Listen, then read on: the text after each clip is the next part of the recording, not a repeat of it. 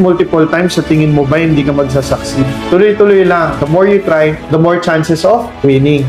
Bakit maraming tao ang hindi nagsasucceed sa negosyo? Okay, good question. Actually, the question should be, hindi pa nagsasucceed sa negosyo. Before you succeed, you must fail. So, marirealize mo, you want to be successful in business, you have to try multiple times. Hindi ka talaga magsasucceed sa umpisa. Kung makaranas ka man ng konting success sa umpisa, expect that there will be a lot of difficulties ahead.